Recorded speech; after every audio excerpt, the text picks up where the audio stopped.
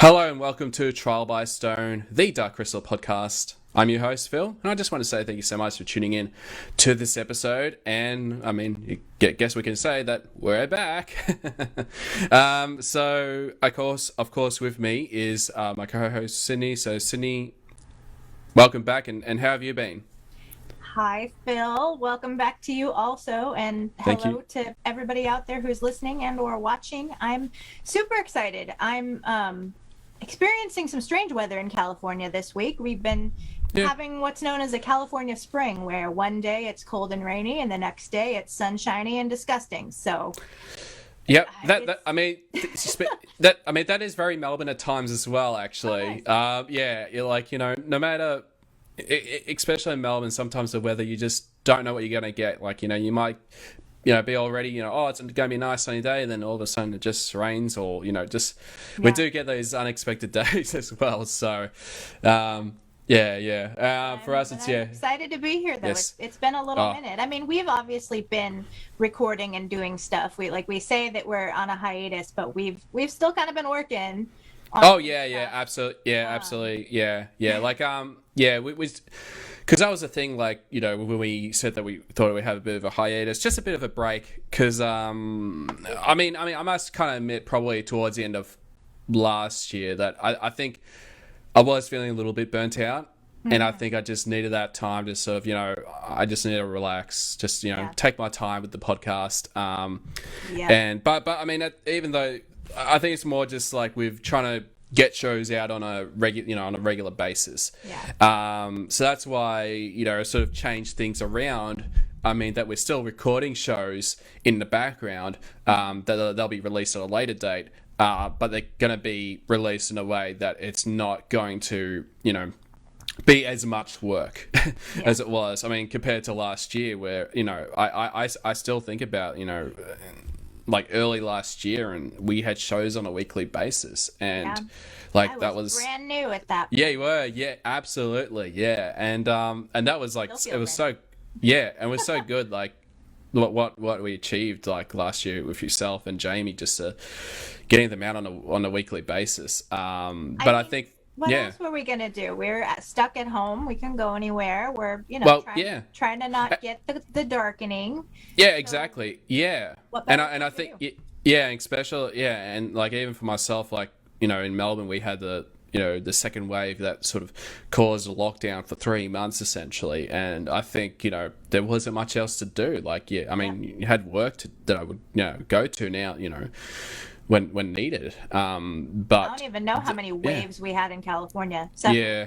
Several. We're still in one, even though we have the vaccine now. We're still waiting. Still in it's been this big wave. For us, we I know we had the third one that only lasted a week. But I think it was more like a cautious kind of thing. But I mean, it was still pretty bad anyways, but not as bad as the second wave. I think, as most people in Melbourne would be, know about that. So, seems to be clearing up. Darkening seems to be. We can see the horizon in the distance. We can see, the rays of sunshine. Exactly. Yeah. Now we're getting there, and we have some stuff that coming up that we're going to be posting about, and upcoming episodes that I am insanely excited about. Without revealing too much, we have so much going on coming up soon, and I am really, really, really stoked. And you guys should definitely be paying attention. That's all I'm gonna say. Yeah, absolutely. Yeah. I mean, before we get into the main discussion, I might as well just give you all updates about what's happening with the podcast. And so the show, like, it's going to come back. I mean, this episode will be on the podcast feed the following week, and then the next fortnight from now is when it'll be back on a fortnightly basis. And so we'll be starting up with the Celadon discussions. So we have recorded those. And that's a two-parter. So that was like a pretty, I think we went very spicy. It was very in-depth. And I think it's probably, I mean, for me, like, out of all the discussions, I think it's the one that I really had to, there's just a lot to think about with her character. I think out of the most, just because of how complex she is. There's so many layers with her character, and she's a supporting character. It's sort of weird about thinking about that, even though she was supporting, just and the show wouldn't have been the same without her. Yeah, exactly. No, absolutely, and just how her character really evolved to what she was originally going to be. Just a supporting character, but then it was sort of like, maybe there's extra layers to her that we should add to the for her character, and worked out brilliantly. People's reactions to her are so like divided, and people get so passionate talking about like whether or not they think her redemption was acceptable. If they some people get like super intense about she should have been drained, she deserved to be punished, she's awful, and other people were like, no, she's queen. Like, oh my goodness. I don't want to just like get into recapping the whole episode for you ahead of time, but there's a little exactly just a little tease. If you're interested in Celadon, is that going to be the first thing we do? It'll be the first thing that'll be released, so parts 1 and 2. And I could say Jamie's in the second part. So that's great. So you get to have Jamie back, which is always adds an extra layer of hot sauce to our spicy sauce. Exactly. Because he definitely had a lot to say with Celadon, so which is really cool. And what else? Interviews, actually. We can confirm some of the interviews that we've got coming up. One, of course, is with Iris Compiet that actually you did the interview yourself. I interviewed Iris Compete, or Edith Compete. Yes, There's some of her work right here. Also some of it right here, the little set of these little baby journals with the artwork. And, of course, all of her amazing artwork that's everywhere else that you can go find. If you're not following Edith, you absolutely should be. She's phenomenal. But I had an absolute blast chatting with her. It was like a couple of basically a couple of fairy nerds getting together and geeking out about being it really was. And, so if you're into that, check that out. Check it out. And I'm always down for a little chick party, little girl party power action. Absolutely. I mean, and that's the thing. I think moving forward with the podcast as well, I think with these interview shows, I think my plan is to keep them going as video interview shows. So this has been really cool, just sort of stepping up a little bit from the audio. I mean, there's still going to be audio shows like with the discussions and probably other shows down the track with audio, but I thought it'd be nice to do some video now and then for those occasions. We're so pretty. Absolutely. I know. Immaculate magic. Is my hair okay? Look at your beard. It's glorious. I know. I could never grow a thing like that. I'd look ridiculous. Look at you. What would you do with videos? I know, exactly. So, there'll be interviews will be on video for the most part, and I guess another interview I can say that we got Javier with Javier Grillo Markswash. So he's of course, for those that don't know, he big deal co-exec producer on the show, but he wrote, I mean, for both of us, I think our favorite episodes, Time to Make My Move. So, which of course, that everyone, the puppet show within the puppet show, that episode. If you're not as familiar as we are and know which episode it is by number, episode 7 is the infamous puppet show episode, and Javi did an amazing job with that episode. But he also talked a lot about how collaborative it was too, and how he's just like everyone else we've talked about. Nobody involved in this franchise has an ego and wants to take full credit for anything, which is great and adorable and wonderful, and just is one of the many things that makes the Dark Crystal wonderful, is how collaborative it is. No one thing just has one person to thank for it. It's just a big family, which is I feel like we're part of now. Exactly. So that was great. So I've been working on those episodes actually recently. So and they're turning out great. So I think there'll be a lot a lot to look forward to with his shows, and his show is actually going to be a 2-part episode. Yeah, because we did kind of ramble on for a while with him. Yeah, we did. We had a lot to say. You guys are gonna. Oh yeah, absolutely, yeah, and like, and you know, it's sort of like, I could probably release it, one big bulk, but I thought, might be better just to make them.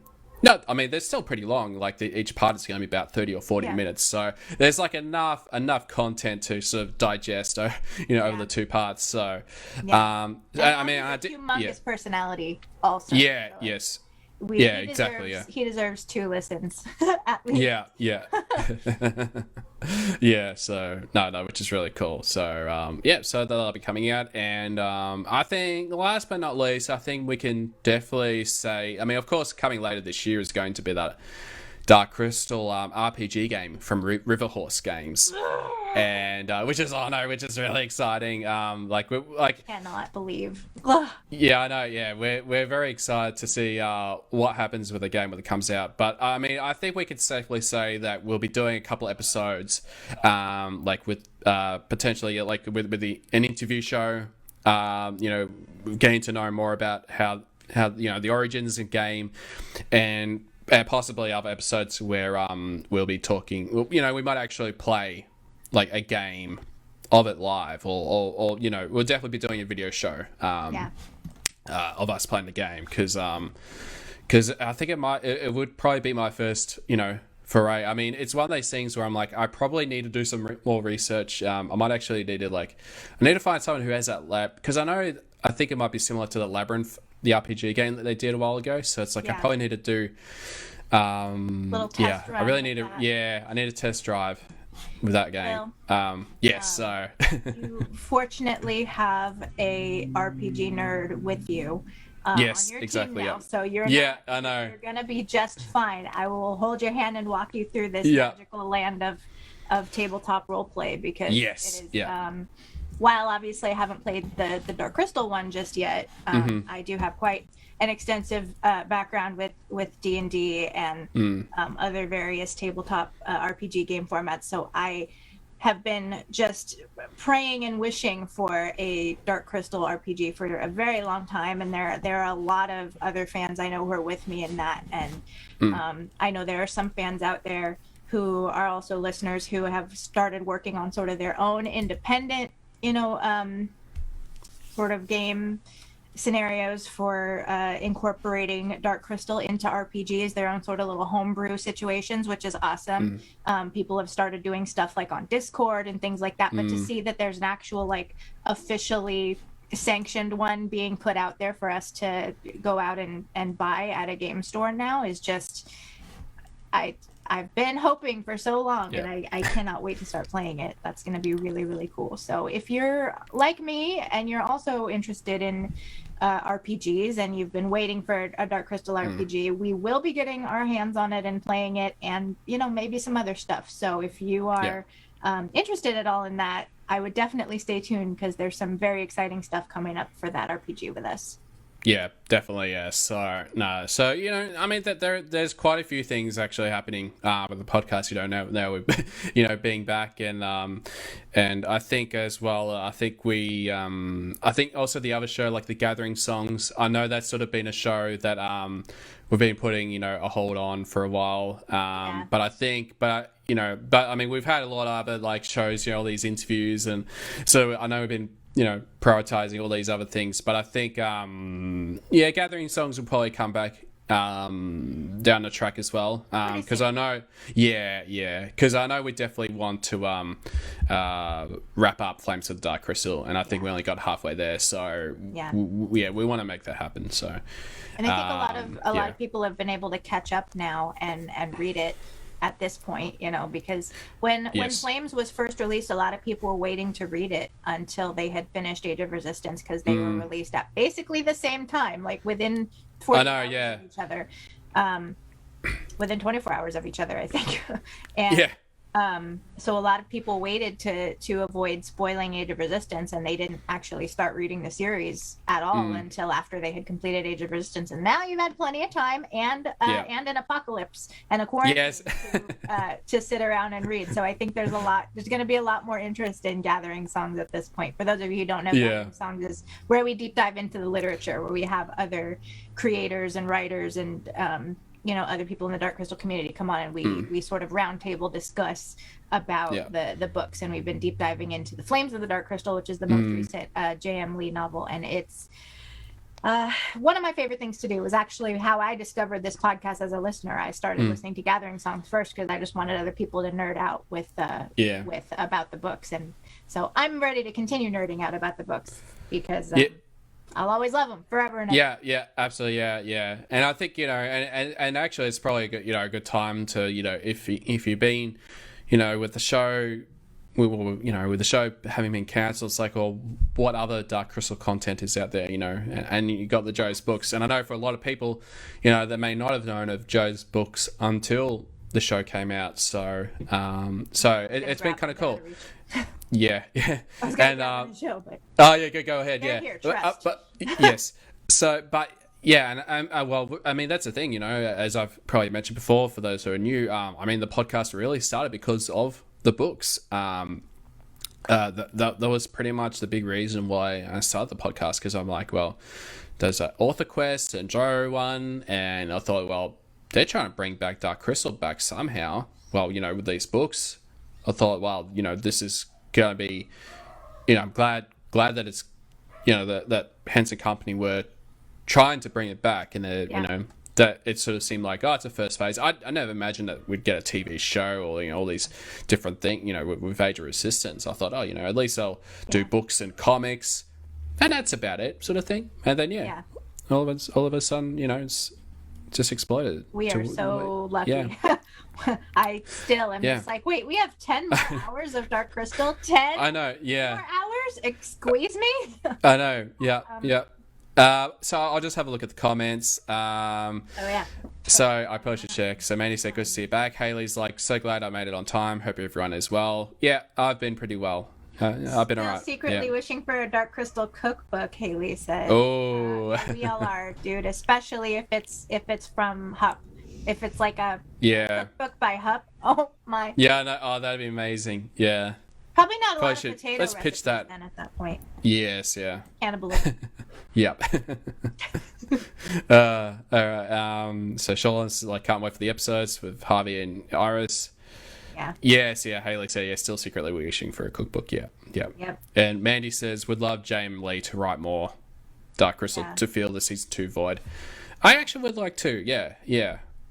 It's very interesting that it's been pretty quiet. Like, there hasn't been any, further announcements, or like there hasn't been any, new books or comics, in the pipeline or anything like that. Yeah. So it definitely seems like that the Henson Company, I kind of feel like they're just putting a pause on Dark Crystal for a bit. I think the RPG is probably, like, I mean, I wouldn't be surprised if the RPG is going to be the only thing that comes out this year. So, could be. Like, yeah, I mean, it would be nice to get books and comics, but I would be surprised. I can understand why they're taking a break. I mean, it was an insane project, so I think for them to sort of focus on other things, to absorb in the meantime. Yeah, exactly. Yeah. And a lot of like coffee table books that have come out, like all of these guys, a lot of like lore expansion. Especially with last year. Behind the scenes books. A lot of little like I said, these little journals, the little set of the Gelfling clan journals, and then there's another one coming out for the bestiary. So a lot of little like fun fan stuff to sort of, I guess, hold you over. Obviously I'm going to be buying all of them, but we all want we all are always just ready for the next thing. The last couple of years have really, I think, spoiled us as Dark Crystal fans, because we got so accustomed to things being radio silent for so long, or for projects starting and then falling through, that now 2019 and 2020 we had all this stuff all of a sudden to be excited about, and now we're just like, wait, I don't ever want it to end now. I don't want to go back to what it was like in 2013 when I didn't know what was happening yet. I know, yeah. When I thought it was it.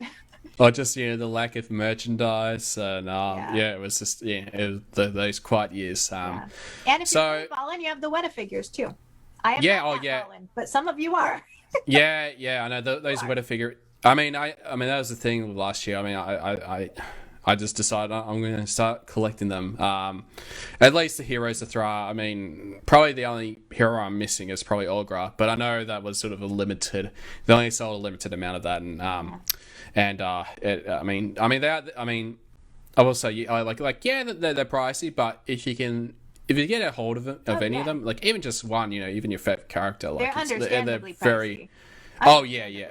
Oh yeah, and the quality and the workmanship that went into those figures are pretty damn good. So it's like, So, and I think they're still selling them on their website. So which is really cool. I think they were trying to bring out another one. I think I think I can say the Chamberlain, because I know they talked about that on they did when Jamie. They did announce that. Very excited. When chatting to Jamie about that they wanted to bring the Chamberlain. But I have a sneaky suspicion whether they're delaying that for the 40th anniversary maybe. for next year. So that would be very interesting to see if it continues on with Weta Workshop to do more figures, and whether they might whether they'll still do a couple more for Age of Resistance, and then next year being the 40th anniversary.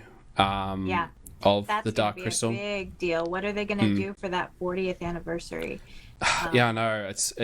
I'll be waiting for the award season to sort of close too, because that's why we're here, the Saturn Award. Oh yeah, I know. I mean, let's talk about it actually. So I mean, the main reason we came back was I think it was about a week ago actually now, or it might have been less. That the media, the news was popping up about the Saturn Awards for this year, and I didn't really think about it much. I'm like, okay, that's cool, and it's like, Star Wars, nominated a lot. I'm like, okay, whatever. But then I was like scrolling down and then looking at Best Fantasy Television Series, and right up the top, Dark Crystal: Age of Resistance. I'm like, that's very, very nice. Of course it's up the top because it's in alphabetical order, but I know. Ignore that. Yes, I know.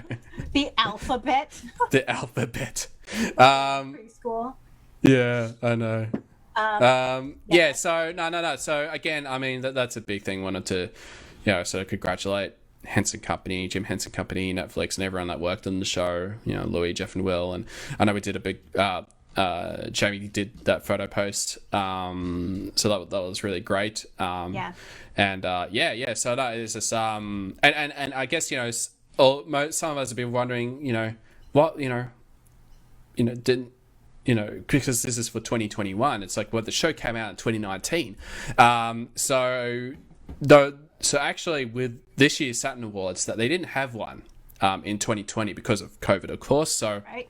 So the nominations spanned between the TV shows and films. I think they came out. I have this information on me. I think, but it came out between July the 15th of 2019 to the November of the 15th, 2020. It was doing my head in for a little bit because the dates are reversed to what we are. Day, month, year for us, where it's month, day, year. But Age of Resistance. So because Age of Resistance came out. About a month and a bit later, within that time. August. So that's how. 30th. Yes, yeah. So that's how Age of Resistance was able to be in that category. Made the cut. But I think regardless, had they had one in 2020, I think it would have been nominated regardless. So, but I mean that's a big thing is that. So which is really awesome. I don't know what your thoughts about that, Sydnni, with the Saturn Awards. Well, I personally think the Saturn Awards are way cooler than the Oscars, personally, because they're a lot less hoity-toity, and it's a lot more like, it's fantasy, sci-fi, and horror. It's very genre, the genre stuff, which is what that's what I live for. That's what I'm about. I'm not trying to diss on the Oscars or anything, but that's not the same type of art recognition as something that's more genre centric, in my opinion, as a fan of things that are, very clearly in those categories. And for me, I think the reason why it's especially poignant that Age of Resistance is being nominated for this award is because the original film won Best Fantasy Film in the Saturn Awards. It did, in 1983, it won.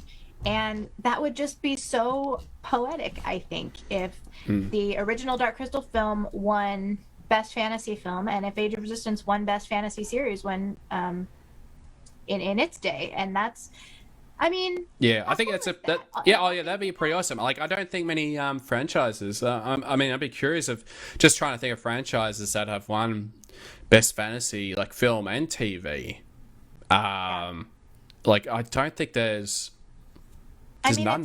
Like, on top of my head, I can't think of anything. But it's gonna be doing an adaptation from a pretty niche, like centralized fan base, kind of a cult film genre film thing, like doing a TV show adaptation about it 30 years later is it's not a super common thing. I mean, it's getting a little more, now is the right time for that. More and more things are getting, brought back from the dead nowadays, because we have the means to do that, and people are expressing that they want it. But for the longest time, that would have been unheard of.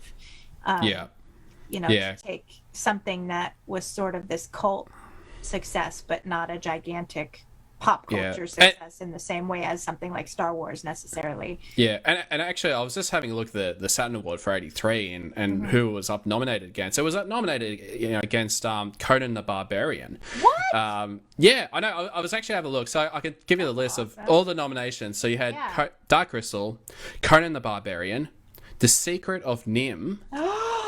That's another favorite. I love that movie. Holy crap! But I know, and there's two more: The Sword and the Sorcerer, and Zapped. Zapped? Which I'm like, Zapped? I know. I was like, really? Yeah. I haven't seen the movie, but when I googled up and I saw that post, I'm like, ugh, yeah, not great. I mean, I'm not judging. Like, if you point me in the direction of a random 80s movie that I haven't seen, I will look it up and go watch it, because I'm all about that. So no shade to Zapped. I haven't discovered that yet. It's on the same level. It's just it's just the poster. It wouldn't work today. I can probably that's all I say. It wouldn't work if it was done today. Exciting. Yes, So no, it's just which is cool. And so I mean, that's the thing. That's the thing these days. I mean, with fantasy, like with this nomination, there's a lot of competition. With Netflix, with all the streaming services, like quality TV has been ramped up a lot. And you can say a big part of it is really HBO. That back in the days, that they were probably the ones that started, really great quality TV. And then it's probably the last sort of 10 or so years with streaming services sort of coming up, and just the quality of television is... cinema quality television. Because also around the time of HBO was when people were having like home theater type situations, when the experience of having a theater in your living room was becoming more of a trendy thing. And so TV had to step up and meet that bar. And so now we're having TV shows that are on par with cinematic experiences, and the production reflects that also. And so that's starting to sort of become the normal now, is when we look at TV shows, we're holding them to the same standards that we hold movies now, basically, at this point. And I think now because of that, it's sort of like with movies that we're now more very critical, because it's like, well, they only got 2 hours to try and tell a story, whereas with television, that they can tell a story over 10 episodes. And it's like, I mean, recently, like with WandaVision, it's like, well, we got a lot of story with Wanda and Vision, you know, more than what we did with the movies. And I think, you know, like that show, for example, I think they did a, you know, is it just interesting, just like how, and it makes me think about, like, you know, had Star Wars, like the sequel trilogy, had that been like a 10, you know, like that sequel trilogy was like a 10 episode, like a TV show, right? And how much they would have been able to expand on the characters. I mean, you know, there's a lot to love, and, you know, some things to dislike about the trilogy, but I mean, that's why I was just thinking about the expansion. Well, yeah, the Mandalorian, yeah. That goes to show that I think in today's world, if you're going to modernize a take on Star Wars, that format kind of worked better than doing it as another film trilogy. Yeah. You know, I mean, I could harp on for hours and hours about how The Mandalorian is superior to the sequel trilogy, and it's a lot of reasons. But I think the fact that, like you said, it, you know, spanning something over that amount of time, over seasons, over 10-hour seasons, you have a lot more opportunity to really get people to care about the characters and the stories that you're telling. So I kind of hope that there's more of that for Star Wars in the future. They're starting to figure that out. So Dark Crystal Age of Resistance now is up against For All Mankind on Apple TV. Yeah, so that's the thing. Like, I was looking through all the descriptions because I mean, I must admit I haven't watched many of these other shows. There's only one I have watched, which we'll probably get into the last one. And that's about the so like an alternate history about the global space race. That's For All Mankind? Yes, yeah. Interesting. Yeah, so I think, from what I looked at, it's pretty much like an alternate history if the Soviet Union succeeded in being, you know, the first people, you know, having the first men on the moon sort of thing. Okay. So just in that alternate history kind of thing. Which I mean, that Man of High Castle show that was on before about World War II, like if the Nazis had won, like that sort of. Yeah. I think so. So I thought, okay, that was an interesting, you know, for a fantasy based on alternate history. So I'm like, okay, that's. So I thought, okay, that's interesting. And actually, I mean, if anyone has Apple TV, I mean, actually, there's one show I've really been meaning to watch is Wolf Walkers, I think. It's like an animated show. Because I think I remember someone, Haley Sanford, I think she actually posted about that movie and recommended people to check it out. Oh, nice. So that's one I've been meaning to watch, actually. I think it's called Wolf Walkers. Hang on, I need to Google just so it's like, yes, it is called Wolf Walkers. I got access to mooch off of my mom's Apple TV, so I nice. I haven't dived into it just yet to check it out, but I got it primarily. I was like, can I use your Apple TV so I can watch Fraggle Rock? Nice, yeah. By the way, out of all the shows on Apple TV that I loved is I don't know if you've seen this, Ted Lasso. You haven't seen it? No, like I said, I haven't even. You just dove into it. Okay, well, if you do, when you do, watch Ted Lasso, because that's just brilliant. It's brilliant. It's so good, and I think they're actually making a couple more seasons. So it's like, nice. I reckon you'll probably enjoy that one. Cool. And for anyone else, it's a great. It's like, I don't want to say too much about it, but it's a really. If you got Apple TV, I think it's a worthwhile watch. Cool. All right, so moving on. So we had For All Mankind, Lock and Key, which is a Netflix show. A lot of people like that one. I didn't watch it, but it's been in my queue for like ever, and I've been thinking I should watch it, but I'm not sure. Yeah, I've been curious about that. Because I know with that show, it actually got renewed for a second season a month after its release, and then I think the third season was announced by the end of 2020, which really goes to show, I mean, sort of thinking about how the first 28 days of the show's release is integral to how of the show's success. So, and I think that's the thing, we don't know whether the first 28 days they were monitoring, with age resistance, whether that was, integral, or whether it was something that they did, said, maybe give the show a chance, see how well it goes over a period of time. Who knows? but yeah, I think it still goes to show, like with Lock and Key, for example, that the 28 days is pretty important. Yeah. And so the next show is The Magicians. Have you watched the show? I haven't watched The Magicians. Yeah, nah, There's only a couple of these on here that I have. Yeah. And The Dark Crystal, obviously, a million times. To you know, most of my time watching TV was spent rewatching Age of Resistance, which is on one hand a good thing, but on the other hand, when it comes to evaluating its competition, I'm a little behind, and except for when we get to the last one, I have thoughts about the last one. I'm sure. Definitely. All right, so Magicians, though, I've heard good things. I mean, obviously, it's not awful if it's being nominated, but no, I think it's had a couple of seasons. I think that show. My question is, was anything else nominated, and/or did they win any Emmys other than in the past? Dark Crystal, like because Age of Resistance won an Emmy. And I want to say maybe The Twilight Zone might have been nominated for one. I'm not 100% sure, but I'm just curious. I probably should look that up first. Like if anybody knows out there, if you can Google faster than us, which of these shows that Age of Resistance is up against, if any of them have had like a bunch of other accolades, because Age of Resistance started getting critical accolades like immediately as soon as it was out. Started and it won the BAFTA already too, right? I was just trying to think, what did he get a BAFTA? I can't remember.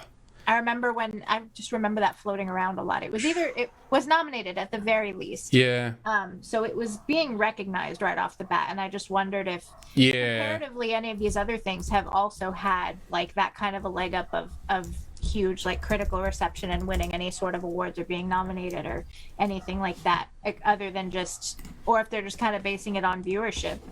I don't know. But I know The Magicians. I know a lot of people watch it though. Same thing with the next one, which is Outlander. I know Outlander has a huge following. It does, big following, especially on social media. Because my understanding of Outlander was that it was kind of like I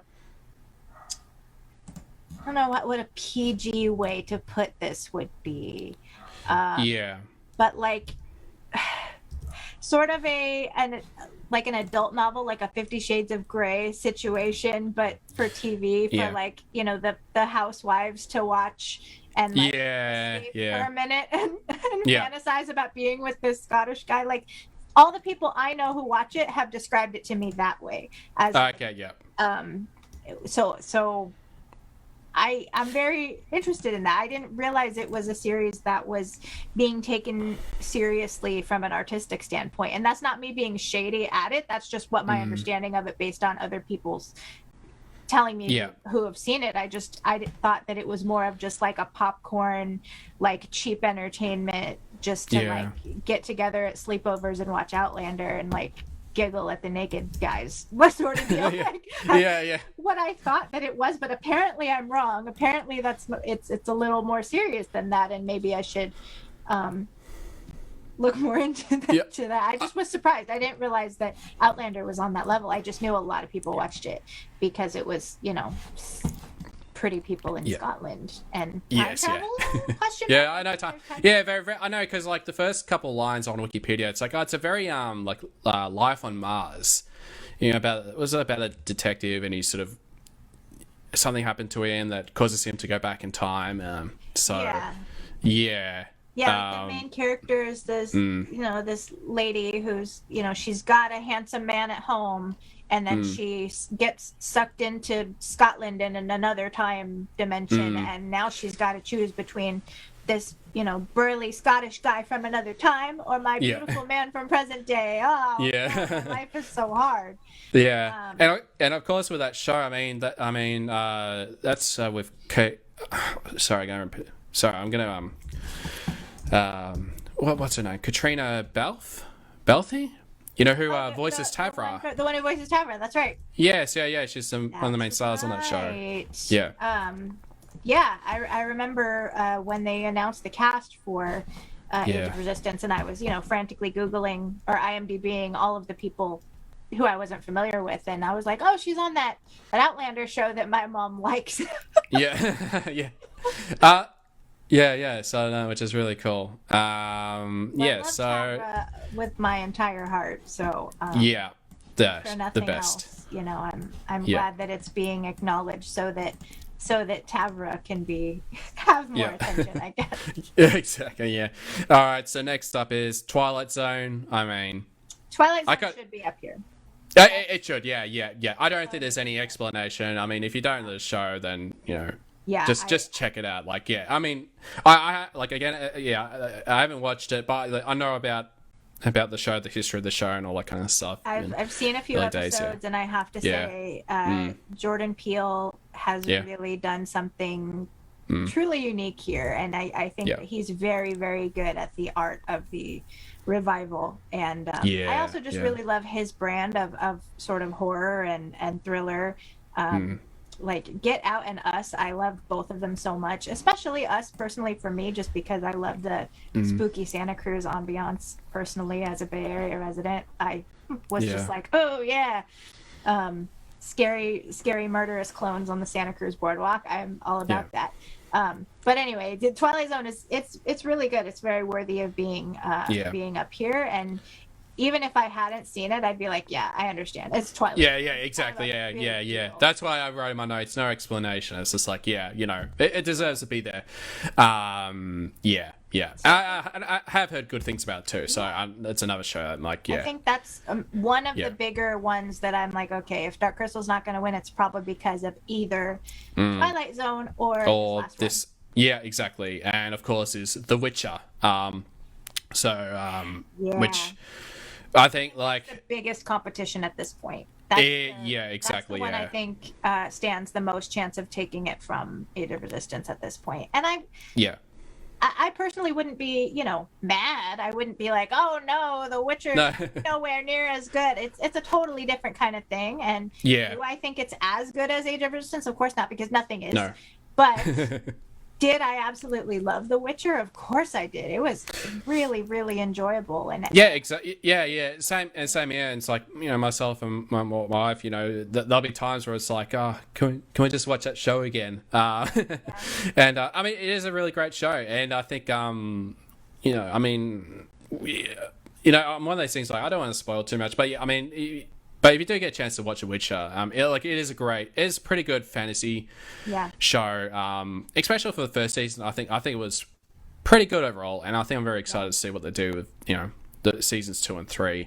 Yeah. With Geralt of Rivia and Princess Ciri and Yennefer.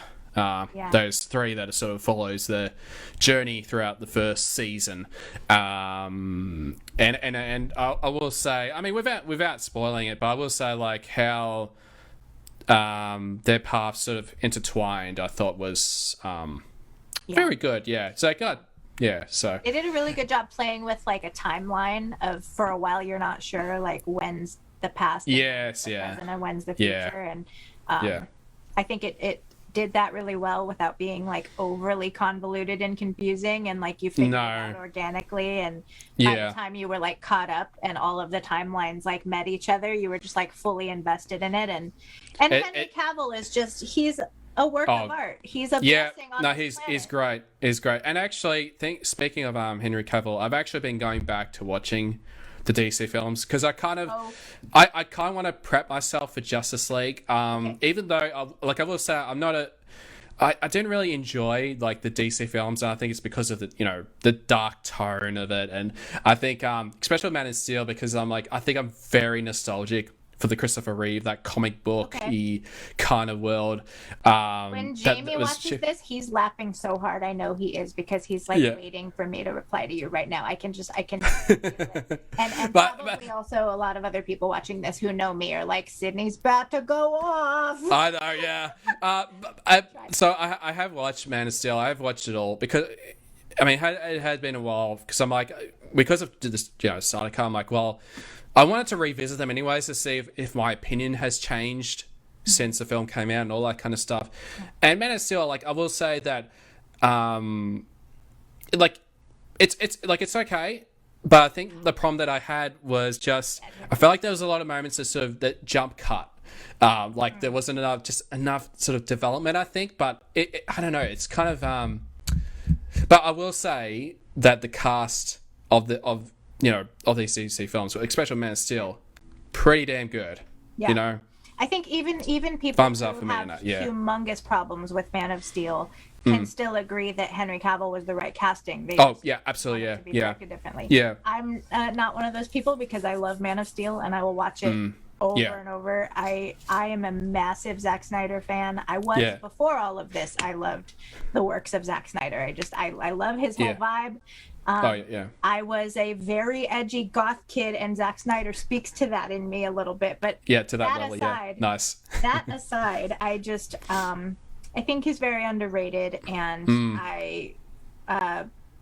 Dawn of Justice, Batman versus Superman is one of my favorite films ever. I will defend it.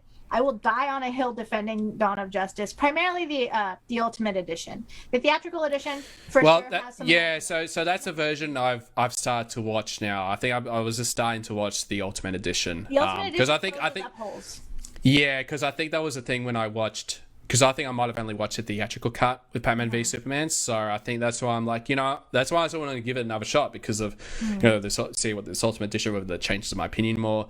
But if you're not a fan of the dark tone, that's inherently what Zack Snyder does. So you're not. Well, yeah, exactly, right? So it's sort of like I appreciate I like that at least it did something different to DC that isn't the same old fluffy adventure. I mean, Batman's always been dark anyway, so it makes sense with the tone of in that world, and I think all that aside, to say that Henry Cavill is he's a gift.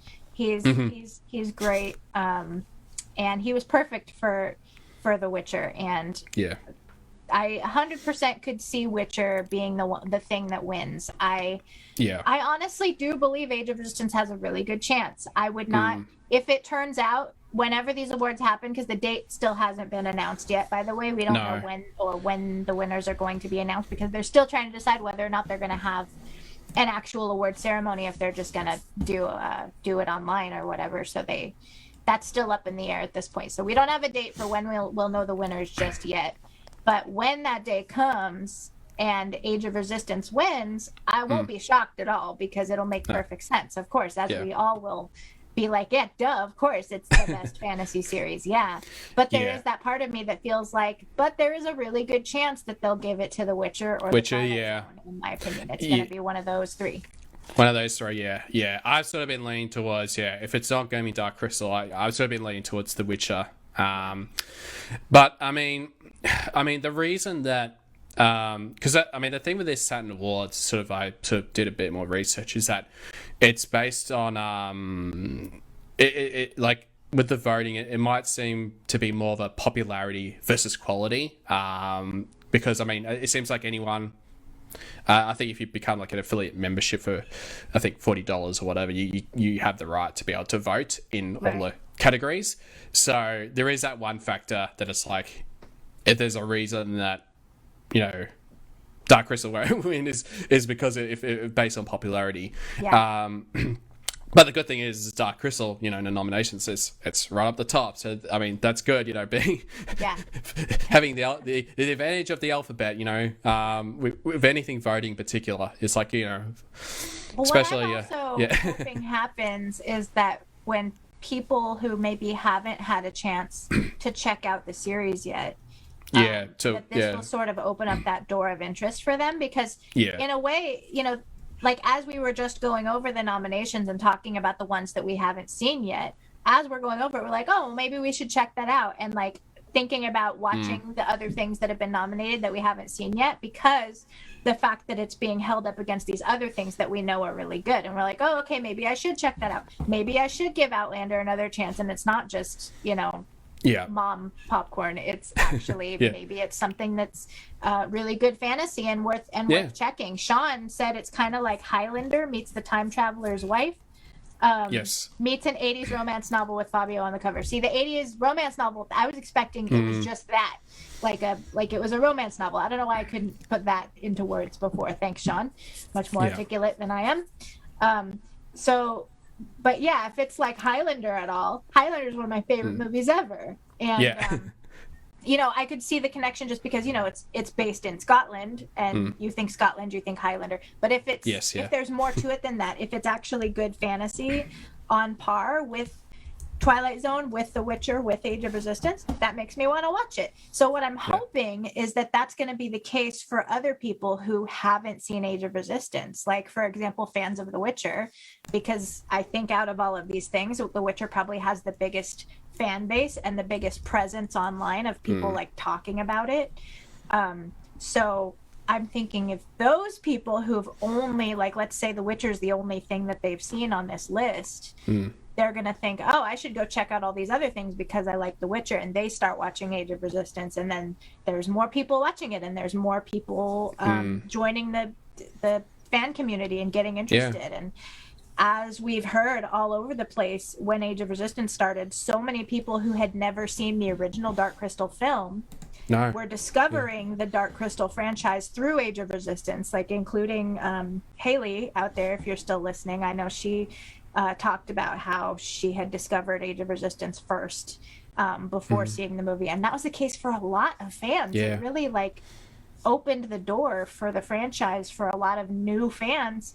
And stuff like this happening, I think, is more opportunities for that. So I'm really excited. Just the fact that it's been nominated. I know that's so cliche to be like, oh, just to be nominated is a big deal. But it is in this case, because any interest we can stir up is good. And I think especially for being nominated for a Best Fantasy Series. Yeah. I know that was one thing. It's like, with the Emmy with the Best Children's Show, it's like, and I think, we talked to Harvey a little bit about that as well. Yeah. So, So, I mean, that's probably the best thing, like, out of, just being nominated for, Best Fantasy Series, so, which is cool. And Mandy Jones, she said that loved The Witcher, but compared with AOR, it just doesn't compete. Yeah, Laura. Yeah, Haley agrees. Yes, totally. I had no idea the movie existed until I watched the show. Yep. Cool. Yes. Yeah. So, I think that's the thing. It's like, if it's going to be popularity versus quality, I do think that The Witcher, or yourself, like you said, that The Witcher or Twilight Zone. Yeah. Based on popularity, but people are going to look at it from a quality point of view. I think Dark Crystal wins. Yeah. Twilight Zone is still has a pretty good chance, I think, on that front, which is why I think Twilight Zone is probably the other biggest threat, I guess, at this point, because it does have a lot of critical recognition in addition to popularity. And I was just saying, imagine if there was like, it's a 3-way tie. Oh my goodness. Yeah. I mean, the Emmys it was a 2-way tie. Yeah. I know. It'd be crazy if that actually happened. If it was like another 2-way or 3-way tie or whatever. And I probably doubt it, but yeah. I mean, stranger things have happened. That would be hilarious. Stranger things also have happened. Actually, it's interesting. Stranger Things missed the cut, I think, for the timing here. Yes. Because it came out. So I don't. July the 4th. Or anything. Yeah. Yeah. So that I just realized that. I was like, I wonder what category. Stranger Things would probably be in fantasy as well, or sci-fi. Do you think Stranger Things count as sci-fi or fantasy? Sean, what do you think? I was just like, I'm like, what does Google say? Hang on, Stranger Things. I know. I'm actually, because it is a bit of a blend of. Yeah. Okay, so Wikipedia describes it: science fiction, horror, mystery thriller. Yeah. Yeah, sure. That's how they describe it. Yeah. Sci-fi, horror, mystery, thriller. And the thing about horror, that's another tangent I could go on with the horror genre, because to me, I don't think horror means like it can't also be fantasy or sci-fi. Like, there are so many horror movies that they're horror fantasy, they're horror sci-fi. They're like as And a actually, genre, yeah. horror bleeds into other genres inherently.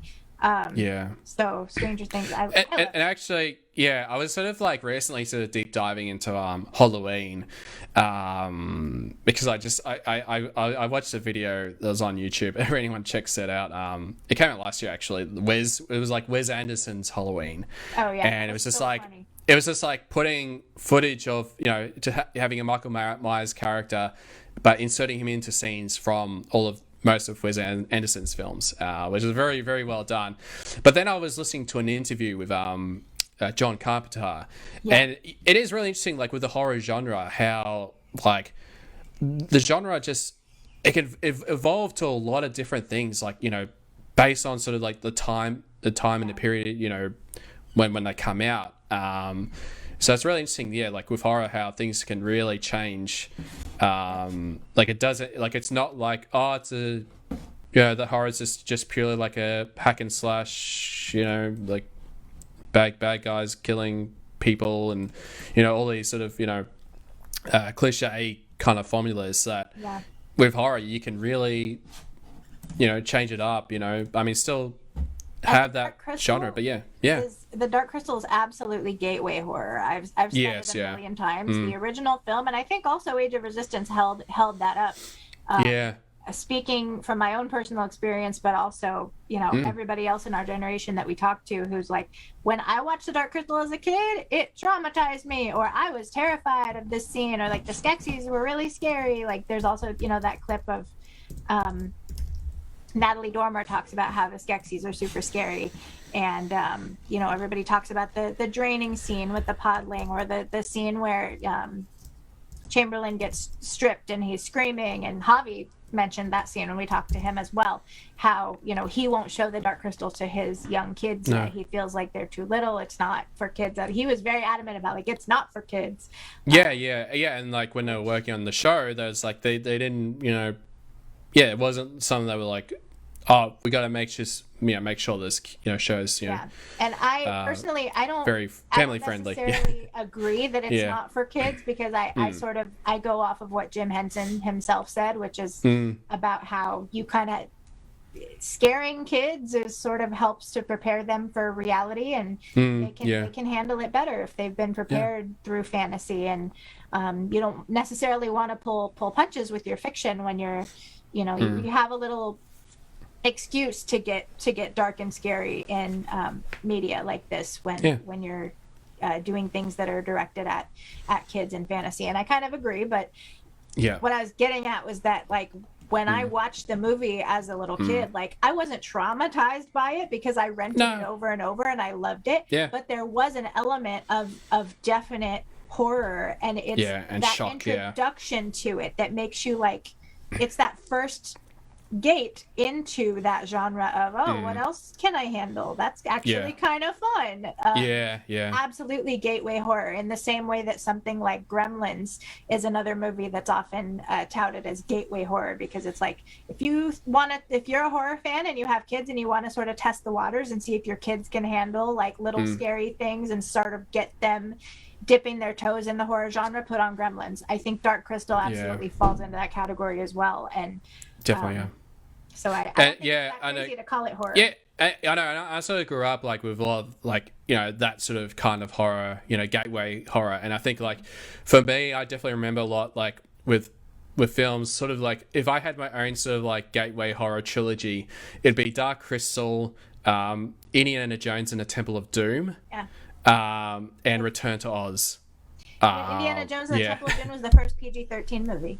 Yes, exactly. Yeah. Just because of the they couldn't, because of that exact principle of gateway. Like, this is, kids are gonna go see this, but this guy gets his heart ripped out on screen, and it's like still beating in the dude's hand. We can't really rate it R, because then kids won't see it, and that's a huge part of our demographic. What new? They came up with PG-13. Yeah, PG-13. Yeah. Just crazy, that little. And Haley just says, oh my God, Return to Oz. The Wheelers were terrifying. Exactly. Yeah. But wonderful.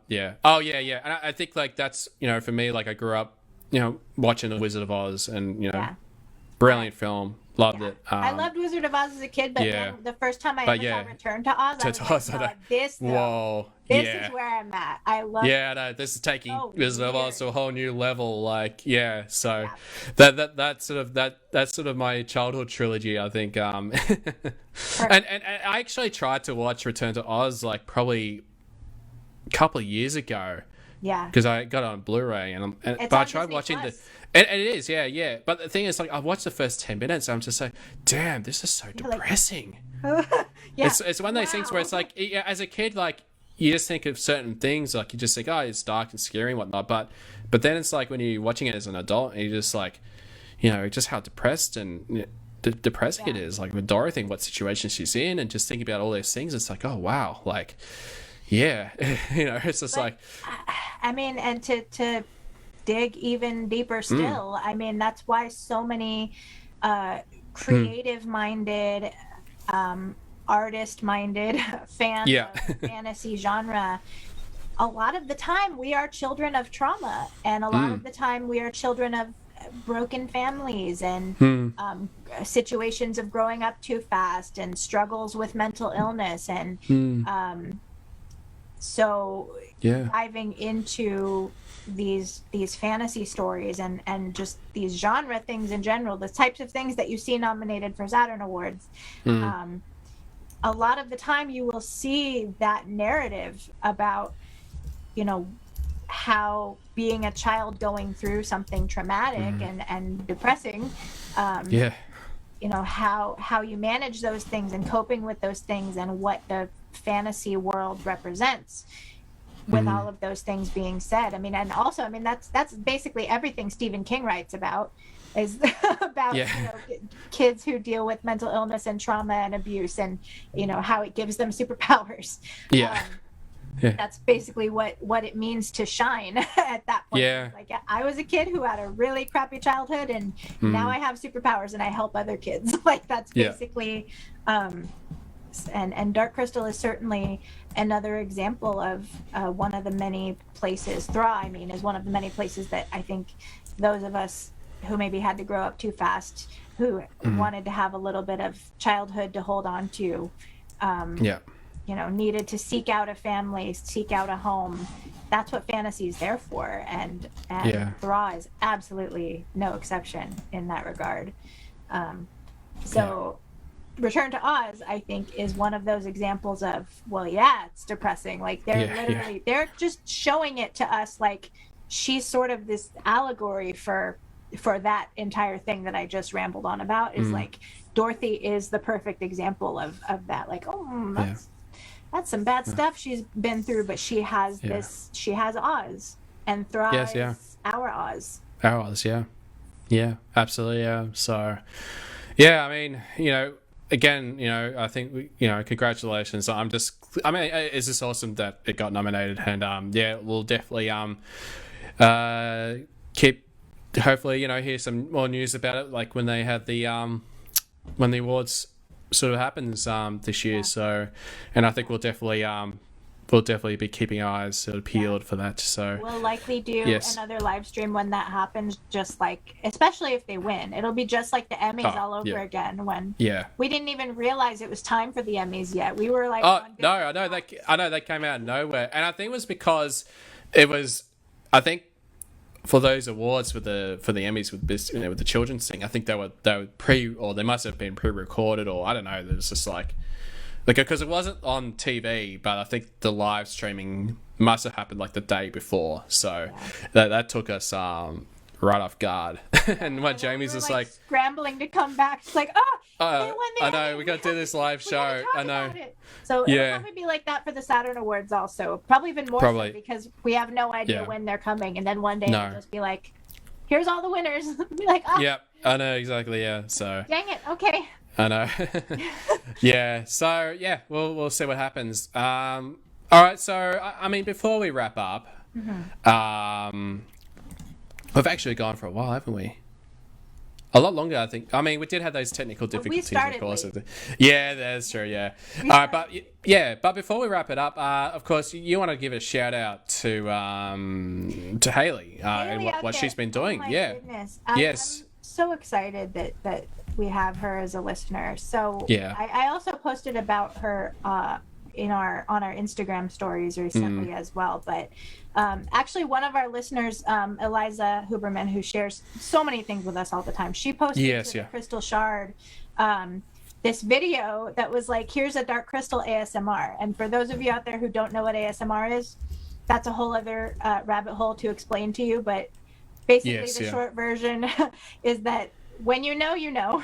And yeah, I could tell you. I mean, I know it stands for autonomous sensory meridian response. Yeah. And it's a lot of words. Essentially a lot of it's a sensation that a lot of people experience when they're trying to relax, trying to detach from anxiety, trying to wind down for sleeping. And a lot of the videos and the channels that are aimed for that are very immersive, highly immersive.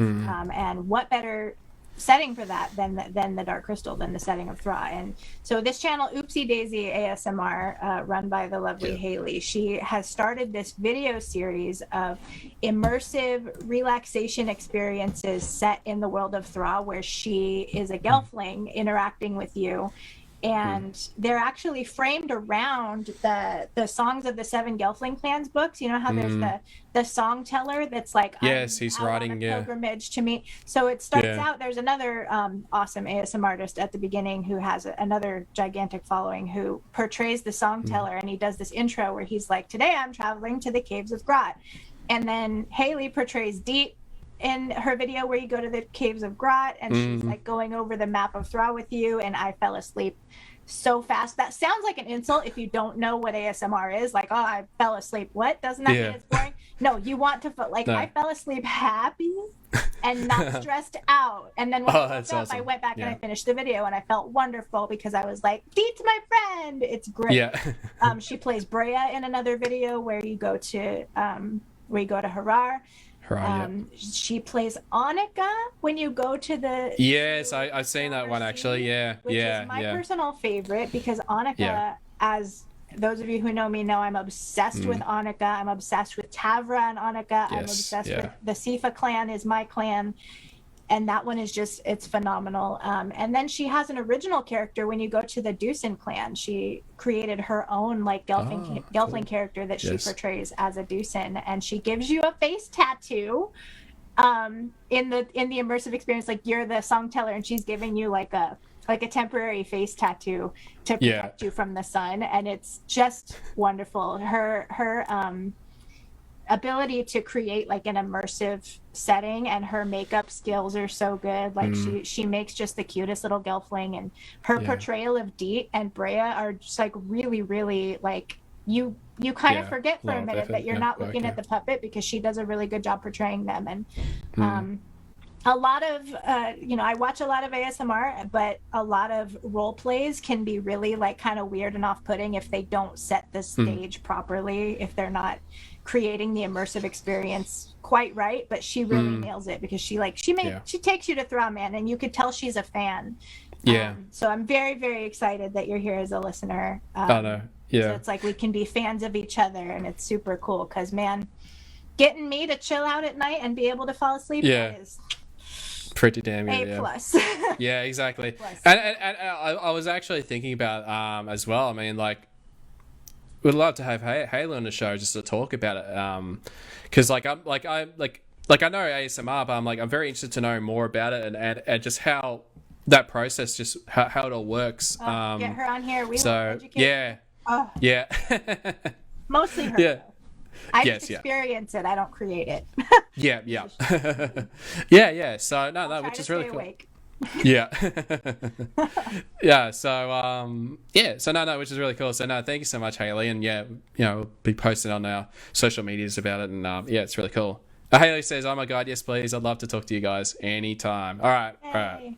Well, we'll get in contact with you, and we'll try and work that out. So there you go, another interview coming out down the track. Yeah.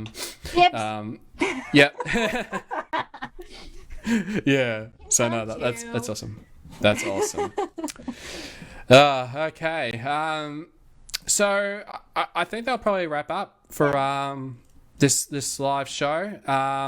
It was great just getting back into chatting Dark Crystal and chatting about the awards, well, the nomination for the Saturn Awards, and all the updates that we've had for the podcast. So we've got, we've got a lot to look forward to. A few things, and definitely quite a few things in the pipeline.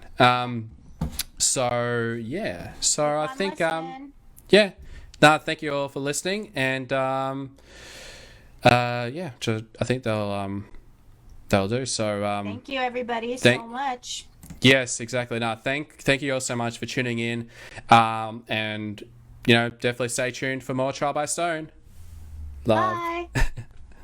How does Hamill does it? He does I love you. Who? The Mark Hamill, the ultimate he passion. does that. Yeah. He does at conventions. He's like, he goes this. He goes no. He goes I love.